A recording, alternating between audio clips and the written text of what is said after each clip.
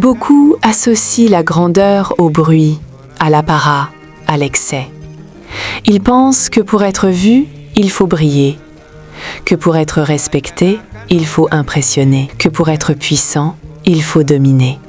Mais la véritable grandeur ne crie pas. Elle ne cherche pas à occuper l'espace. Elle n'a pas besoin d'élever la voix pour exister. Plus un homme grandit intérieurement, plus il devient simple, non pas plus petit, non pas plus effacé, mais plus essentiel. La simplicité n'est pas un manque, elle est une maturité. Elle est le fruit d'un long tri intérieur, d'un dépouillement patient, d'un regard devenu clair. Celui qui complique cherche souvent à impressionner. Il accumule les mots, les signes, les symboles, les preuves. Il veut convaincre, séduire, démontrer. Celui qui simplifie, lui, a compris. Il sait que la vérité profonde tient en peu de mots. Il sait que la force réelle se tient sans démonstration. Une montagne n'annonce pas sa hauteur.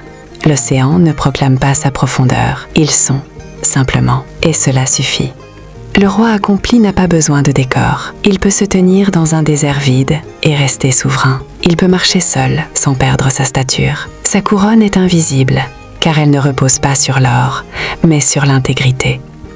Sa présence suffit, parce qu'elle est alignée. Il n'a pas besoin d'ornement pour paraître grand, car sa grandeur ne dépend pas du regard des autres.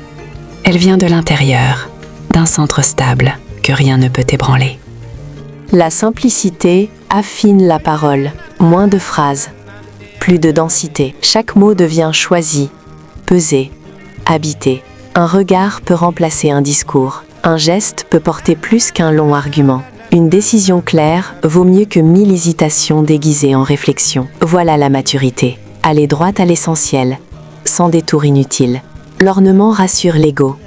Il donne l'illusion d'importance. Mais la simplicité rassure l'âme. Elle apaise. Elle clarifie. Le souverain apprend à enlever ce qui n'est pas essentiel. Les masques, les peurs, les excès, les besoins de validation. Et ce qui reste est pur. Ce qui reste est vrai. La simplicité n'est pas fadeur. Elle est précision. Comme une lame fine, elle tranche net. Comme une ligne droite, elle ne se disperse pas. Elle traverse sans bruit, mais elle marque profondément. Elle ne cherche pas à impressionner. Elle cherche à être juste. Tout ce qui est superflu tombera avec le temps. Les apparences s'effacent, les artifices se fissurent.